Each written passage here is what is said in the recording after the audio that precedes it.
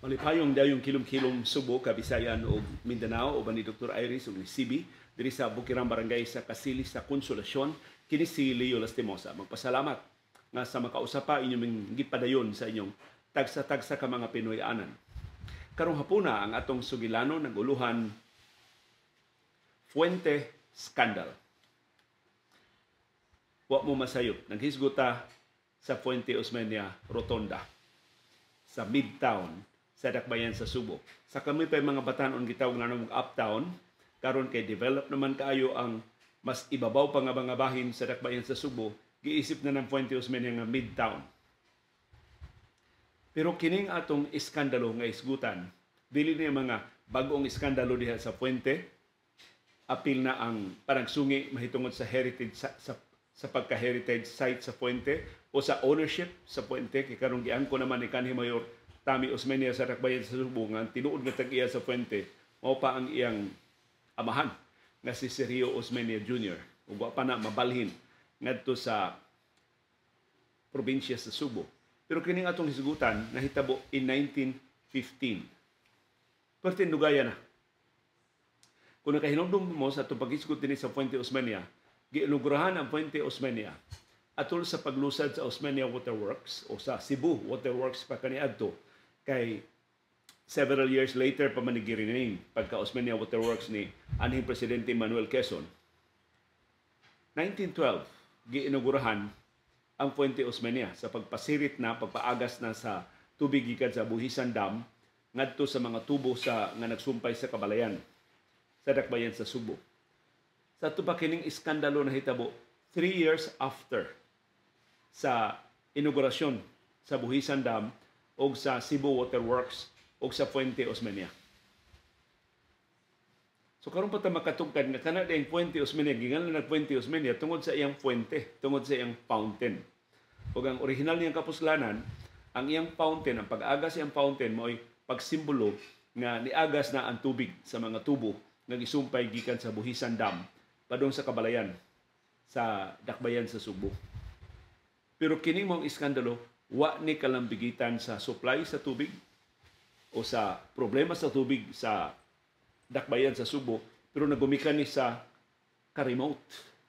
Bisan human siyang inaugurasyon atong 1912, ang Fuente Osmeña nagpabilin nga hilan para sa di kayo makatugkad o sa hilan, mingaw ang puente. Way kabalayan, way mga mulupyo.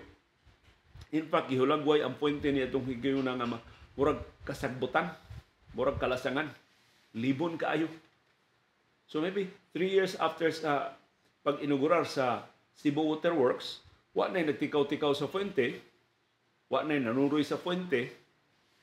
So mingaw ang puente, mo'y hinungdan nga mo'y nahitabuan sa usa ka duguong insidente nga giisip usa sa labing dakong iskandalo sa karaang Subo. So mao na atong sugilanon nga Fuente Scandal. Usa sa mga nahilambigit ini mong iskandalo ang laing personalidad nga atong naisgutan sa nangagi mga edisyon ni sa atong panahom dayong kilom-kilom. So magkadugay kini itong pagsubay sa kasaysayan sa Subo, makasugata og pamilyar nga mga ngan. Nga una atong nailhan sa ilang opisyal nga kapasidad, eventually ito silang mailhan sa lain pagid nila nga kapasidad. So magsugod na tasib sa atong sugilanon karong hapon ang Fuente Scandal. Usa ka sayong buntag adtong 1915. March 22, 1915. Nakugang ang mga Subuanon kay dunay duha ka pating lawas nga nakitaan sa Fuente Osmeña. Usa ka pating lawas lalaki, ang laing pating lawas babae.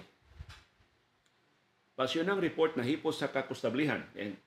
Ang tawag sa kapulisan sa Subo ni ato constable pa man. So mga kustable.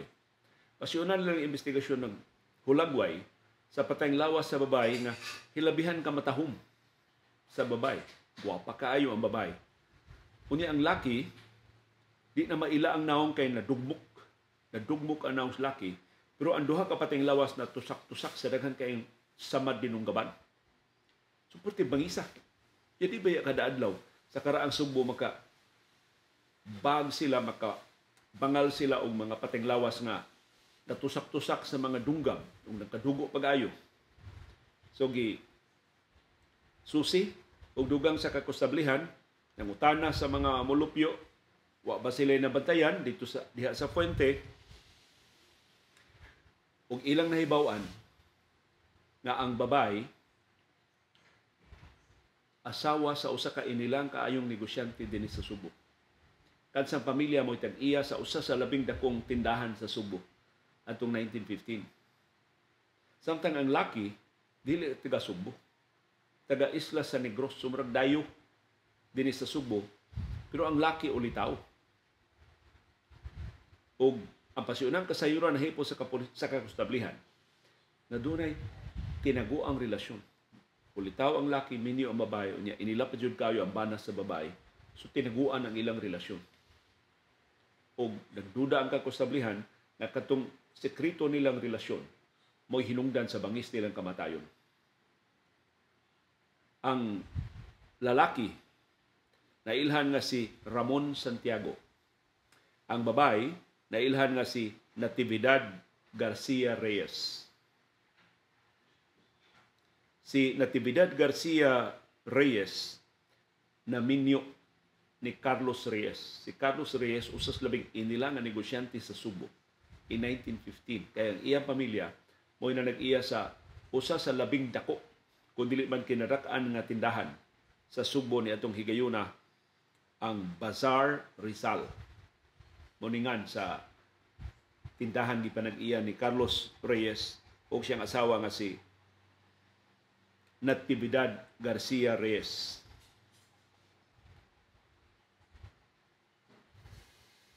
Laing nahipo sa kapulisan mao nga dugay na ang relasyon sa duha ka biktima ni Carlos, ni Ramon Santiago og ni Natividad Garcia Reyes. Si Carlos, atol sa pagkahitabo, of course siya ay suspect na siya ay nagpapatay sa duha. Kay iya mga asawa mao'y karelasyon atong lalaki. Pero pagkahitabo si Carlos dito sa Manila. Nung siya gilakaw siya negosyo dito sa Manila. So siya din sa Subo. Moto nga, posibleng siya ay nagsugo, pero gisalikway sa kakustablihan ng Angulo na apil siya sa pagpatay sa iyang asawa. Pero ang iyang igsuon na si Elias, igsuon ni Carlos, si Elias Reyes, ang higala siyang, o iyang higala nga si Isidro Horidini, ug laing tuto ka mga sulugoon ni Elias Reyes, gidakop sa kakustablihan. Kaya nakakuha sila og kasayuran na silang lima. Si Elias Reyes ang bayaw silbi sa biktima. Si Isidro Horidini, amigo sa bayaw, ug ang tulo ka sulugoon sa bayaw, mao'y nagpatay sa duha na si Ramon Santiago ug si Natividad Garcia Reyes. So, dali ra kay silang nadakpan, wa man sad sila mutago, wa man sila musibat. Nadakpan na yun sila sa kakustablihan. So, gipasakaan og kaso sa kapulisan ang tuto ka mga dinakpan. Ug pagkahibaw sa mga tao nga naglambigit og sex, naglambigit og inila nga pamilya, naglambigit og tinaguan, sekreto nga relasyon, okay, ang mga Subuanon. Pagsugod sa husay, puno kayong korte. Puno kayo ang korte sa pagsugod sa husay sa kaso. Og diri mosud ang laing inilang Subuanon, usa siya sa nibarog na prosecutors sa kaso. So usa siya sinibarog sa mga para sa mga biktima na silang Ramon Santiago ug Natividad Garcia Reyes. Siya mao si Mariano Jesus Cuenco, MJ Cuenco. Usa sa labing inilang abogado sa Subo. Siya mao nibarog para sa mga biktima ug siya ni prosecute sa mga sinumbong. Hilabihan ka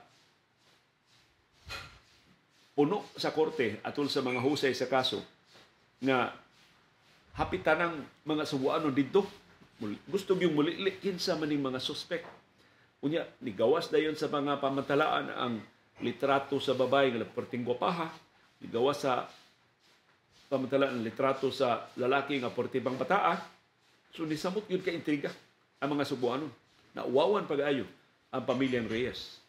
Kay wahit tinuod apila sa kaso ang bana, pero ang iyang igsuon si Elias Reyes mo'y principal na sinumbong ug ang iyang mga sinugo naabtan og 2 ka tuig ang husay. Wa tinugayon na human sa husay sa kaso tungod sa ka-sensational sa kaso. Ang kakonstablihan sa Subo nitong higayuna, nabaguhan ba sila sa kadako sa kaso? Nagpatabang sila sa kakonstablihan sa Manila. Tabang sila sa ilang mga kaubas Manila, tabang mo diring investigar. Tabang mo unsaon ni nato ang case build up. Tabang mo unsaon namo ni paghipo sa mga testimonya. Tabang mo unsaon nato pagsumpay-sumpay ang mga detalye sa kaso aron makabarog ang kaso sa korte. Ang main witnesses nilang MJ Cuenco, Attorney Mariano Jesus Cuenco o sa ubang mga abogado sa mga biktima, naglakip sa usa ka driver sa Tartanilla. Wa pa may taxi sa una. Wa pa may habal-habal sa una. Tartanilla man mo'y kinakusgan nga paagi sa transportasyon din sa Subo in 1915. So, usa ka driver sa Tartanilla ni testify na siya mo'y gisakyan ang iyang Tartanilla mo'y nagdaa ni Natividad Garcia Reyes ngadto sa Puente. Matod sa mga driver sa Tartanilla, pagkanaog ni Natividad sa Puente, nakita niya si Santiago, kadto si Ramon Santiago, nga dito nagpaabot na. Unya, mahinamon kay duha nga naghangop, iya nakita na duha nanuod sa kalibunan. Kalibunan pa man ang Puente nitong higayuna. Wa na siya kakita unsay nahitabo dito sud sa kalibunan. Pero dito kuno padung ang babae o ang lalaki. Kini si Ramon Santiago o si Natividad Garcia Reyes. Laing ni testify para sa prosekusyon. Mao ang lain na sang driver sa Tartanilla. Ang ikaduhang driver sa Tartanilla ni testify nga iyang pasahero si Elias Reyes, ang bayaw sa biktima. Pasahero sa niya si Isidro, katong higala ni Elias, o duha ka mga lalaki. Iyang gidangat to sa Puente. Pero, ang testimonya sa ikaduhang Tartanilla driver, nag-usab-usab. Igsukit-sukit nila MJ Cuenco o sa iyalang kaatbang nga mga abogado, mag-usab-usab ang iyang sugilanon. But nevertheless, ang huwes din sa Subo na naghusay na kumbinser na silang Elias Reyes o ang ubang mga sinumbong sad-ad sa pagpatay sa mga biktima nga silang Ramon Santiago o si Natividad Garcia Reyes. So, konbiktado ang mga sinumbong. Ang sentensya, giluwatan sa korte din sa Subo, 17 katuig na pagkapriso. 17 years in jail. Pero giabsulto sa korte si Sergio Urias, usa sa mga sinugo ni Elias Reyes, kay napamatud-an wa siya labot sa pagpatay. So sila tulo man to gipasaka ang kaso ka mga sulugoon. Ang duha rin na konbikto, ang ikatulo sulugoon kini si Elias, si Sergio Urias, wa konbikto ha, giabsulto sa korte. Na kumplito mas kwarta ang mga Reyes, ila baya ang kinadak-ang usas kinadak-ang tindahan sa Subo, kumplito sila mga abogado, ni-apilar sila sa Korte Suprema sa desisyon sa lower court. So wa pa mahuman ang kaso bisan pag na konbikto na mga sinumbong din sa Subo. Ang Korte Suprema wa magdugay January 22, 1917 sa ato pa dulan duha ka tuig human sa duguon nga krimen ni pakanaog siyang desisyon. Dili katuuhan ang testimonya sa ikaduha nga Tartanilla driver. Ang konklusyon sa mga maestrado na ang maong testimonya sa driver sa Tartanilla gidoktoran sa mga kostable.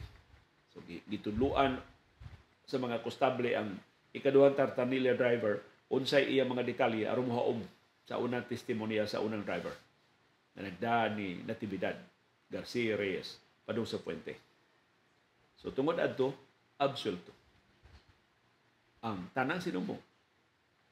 Nimando ang Korte Suprema, pagawason sila sa prisuhan, kay wa ka pamatod iya pasangil na sila nagpatay sa mga biktima nga silang Ramon Santiago ug Natividad Garcia Reyes. Wa matagbaw ang mga tao sa desisyon, dunay nidason sa desisyon, dunay nilalis sa desisyon, mao mo gid na ang nature sa kontrobersyal nga mga kaso. Ang atbang nga mga grupo di gyud matagbaw sa desisyon. Of course, nalipay ang pamilyang Reyes na naabsulto, si Elias Reyes ang igsuon sa bana, pero namansahan ang ilang pamilya, ang ilangan, ang ilang negosyo sa maong lama sa iskandalo. Di katuuhan, no? Nga ang puente in 1915 hilabihan ka mingaw, hilabihan pa ka hilan, o in fact nahitabuan og usa ka sensational kaayo nga krimen. Og di sa nato katuuhan, usa ka karon sa bagong panahon maisip nga ordinaryo na lang nga patay nakadapit sa pagtagad sa tanang mga Subuano. So kalahi na sa panahon karon. Wa na tartanilya nga moabot sa fuente in 2024. So kwahi sa nahitabo sa 2015 nga ang tartanilya magisakyan sa mga biktima og sa presumably tartanilya sa gisakyan atong lalaki na nag-una dito sa puente na paabot sa babae. Og kawa ang usab sa mga iskandalo. Hantod karon, doon na pa yung mga iskandalo nga nahitabo sa mga pagpanapaw, sa mga extramarital relations. In fact, doon na tayo usa ka viewer na mutana, nanunga mo na yung husgutilyo katong iske na gikabit o barangay konsihal, na nasakpan sa asawa, gipriso sa kapulisan. Basta ilua, kanang mga iskandalo nga ingon ana sa atong bag-ong panahon, mura og gawas nga gilukan ba ko maghisgot niya unsa may akong ika-komentaryo unya wa pa manggod mahukmi ang mga kaso mura ba og di ko takos na maghisgot ana. So maybe mas takos nga komentarista oy maghisgot ana pero di kay ko maayo maghisgot ana mga unya kuan manggod premature ba o komentaryo na kang guilty ni sad-an ni lig-o na mga ebidensya wa pa manggod kasugdigan ang husay sa kaso. Mao pay pagdakop amot na pasaka na ba mga kaso ngadto sa korte unya murag supak sana sa kumbuot nga manginlabot bitaw tao mga pribado nga kinabuhi gawas lang kon gamiton ang kwartas gobyerno sa maong mga illegal nga relasyon sa maong illegitimate nga relasyon unya makatampot sa kaawawan sa pamilya nga hingtungdan. Unya later on di ay dili tinuod ang mga pasangil mga ingon ana bitaw. So dili ko komportable na maghisgot ana labi na sa early stages sa kontrobersiya. But of course kung mapamatud-an nga gigamit ang kwartas gobyerno para sa extramarital relations sa sama sa nahitabo ni kanhi presidente Joseph Estrada kay usa sa mga niulbog iskandalo na irap kadto mga Boracay scandal na si Laarni ito sa pilido sa kabit ni Irap, Laarni Enriquez ba ito? Tukuran niya og Boracay Mansion. Of course, ginamit ang buhis sa katawhang Pilipino. Ginamit ang kita sa whiting, sa illegal na sugal. Di itong higayuna. Dito, nahimo to siyang lehitimo nga iskandalo. Katong nga iskandalo ni kanhi Presidente Ferdinand Marcos Sr. na napamatud-an na ang iyang mga extramarital relations, katong iyang pakiglabigit o mga babae, sa una, gigamit niya Presidential Security Command. Di pa man PSG, PSC pa. Angan sa mga presidential guards niya itong higayuna. Kasi Imelda Matan man kaayo magsimag paniid, doon naman iyang kaugalingong mga ahente masilag paniid sa mga babae nga karelasyon ni anhi Presidente Ferdinand Marcos Sr. So magsigig binantayay ang mga sakop sa PSC nga na destino sa First Lady ug ang na destino sa Presidente. Now, of course, huwag gidaganan sa Imelda tungod sa tanang resources sa gobyerno at the disposal sa iyabana. Plus si Marcos, I don't know. Tinuod ba ginang panultihon nga aphrodisiac ang gahom? Has kang grabiha ko ng Marcos sa mga babae sa una. Hasta mga babae nga mga asawa sa mga sakop siyang gabinete, iyang gipanghilabtan. Hasta mga babae nga nangampanya para niya sa iyang 1965 ug 1969 presidential elections, iyang giunay. Ug nasakpan ni Imelda ang kasagaran nila. Pero nakalusot yun na si Marcos sa dihang iyan ang gigamit si General Fabian Ver. Sa ato pag gigamit na gudi ang buhis sa katawhang Pilipino. So mo yung naka-justify ngano nga daghan kay ina-interest sa mga extramarital affairs ni Marcos kay gigamit na niya ang resources sa gobyerno pagtago sa iyang illegal nga mga relasyon. And of course, pag-mobilize sa kasundaluhan, sa mga sakyanan sa gobyerno, hasta aeroplano sa gobyerno, gigamit na niya aron pagtago sa iyang relasyon sa mga babae. Kasagaran ko nung himuon ni Marcos ug ni Ver aron makalusot siya sa iyang illegal nga mga relasyon, questionable nga mga relasyon.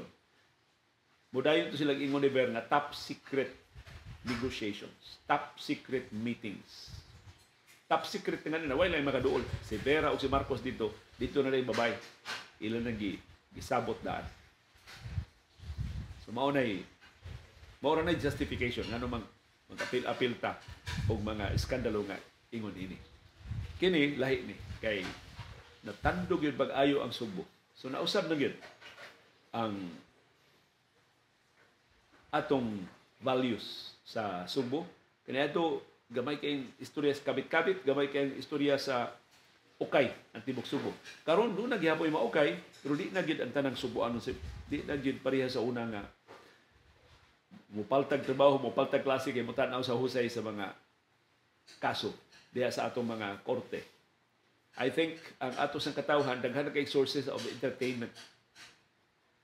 Mahimo na silang mag-Netflix, mahimo na silang mag-tanaw lang sa ilang cellphones, mahimo lang tanaw sa YouTube o sa Facebook, daghan na kay silang makitaan. Nausay, mas maayo pa kaysa ilang makitaan sa mainstream na news sa mga professional media organizations. So mauni ang iskandalo sa Puente in 1915. Ang Puente karon, I don't know, doon na pa ba'y di naman limon ang Puente. In fact, naupaw na ang Puente. Doon ay pipila ka mga punuan sa kahoy, pero ang Puente hindi naging sa makalandong sa una. Nalabong pa kayo mga punuan sa kahoy. O niya, lahi na ang Puente, dili na siya mo'y sentro na suruyanan sa katawhan. Ato niyang subayon ang kasaysayan sa Puente Osmeña. Kaya ang Puente gud karon nagpabilin manggid siya nga sentro sa Cebu City. Busa-usa mo tanaw ang Puente Osmeña mo nagpabiling sentro sa Cebu City. Pero makalili sa Puente sa vision ni anhing Sergio Osmeña Sr. Siya may nagpili ini. Yang ang Puente nga mahimutang pipila ra ka metro gikan sa bag-ong bag-o pa ni adto karon karaan na magtukod sa bag-ong Capitol Building. Nya karon mo di ka katuo nga sa pagtukod ini maong mga buildings 1912 sa Puente, 1937 ba to? 1935 ang bag-ong Capitol Building ang gitukod na perting gisaway ni pag-ayos mga Subuanon. Ato man isgutan dinhi sa usa sa ato mga panahon dayong Pilipino nga si anhing Vicente Soto, Senador Vicente Soto, mo'y usa sa kusganong ni saway nganong tukuron ang Kapitolyo diha siyang nahimutangan karon. Niauhag si Soto nga ospital mo'y angay tukuron. Wa siya kahibaw nga ang ospital nga mas una pang natukod sa Kapitolyo sa Subo gi pasidungog na para niya karon. Ang Vicente Soto Memorial Medical Center, mao ni ang Southern Islands Hospital. Sa panahon sa mga Amerikanhon, na nadungan-dungan ni og tukod sa Buhisan Dam. So nahuman na nilaan sa wapa ang pagtukod sa bag-ong Kapitolyo. Para ni Vicente Soto, angay lang nga dugangan pa ang Vicente Soto og laing ospital aron mas daghan pa yung mga pasyente ang matambalan o matabangan. Pero niadto ko no ang mga komentaryos mga Subuanon bugal-bugal sa bag-ong Capitol Building sa iyang nahimutangan karon. Kay lasang pa man na, kalibunan ba yung Puente? Mas lasang pa gid ang Kapitolyo. Ito ang gusto mo. Wa pa man ay kabalayan. So bugal-bugal ko nung sa itos mga Subuanon, unsa may gusto ni Don Sergio nga unsa may gusto ni Gobernador Sotero Cabahog. Si Terong Cabahog man to ang gobernador pagtukod ni. Unsa may gusto ni Tora Rodriguez, siya si gobernador sa Subo nga pahimos sa pagkahuman gyud sa Cebu Provincial Capitol Building. Gusto sila manood ang mga unggoy gikan sa lasang aron moapil sa ilang sesyon sa probinsya diya sa Kapitolyo. So mo yung mga bugal-bugal sa una. Nakaron di na tagakita og sukaranan sa pagbugal-bugal sa present location sa Puente o sa Kapitolyo. So I think mo na kalainan sa vision o sa pagka-reactionary lang sa ato mga leaders. Ang mga visionary makakita o mga butang nga layo kayo sa unahan nga di makita na itong ordinaryo nga mga molupyo. Muna kasagaran sa itong reaksyon, maudjod ang pag-question. Ngano gud in town? Unsa gud tayo kapuslanan ana? Ngano gud itaw magibalhin ni Sering ang airport gikan sa lahog ngadto sa Mactan, mga ukoy ra moy mutugpa dito. Ngano gud taon magtukod tagtaytayan padung sa Mactan aron ta manginhas dito sa isla?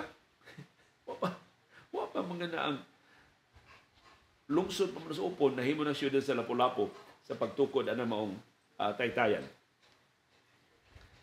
So, maunay dako kay kalainan sa dagway sa Subo, dako kay kalainan sa mga sugilanon sa Subo ug ang appreciation sa mga Subuanon sa mga sensational crimes, sa mga stories of significance through the years.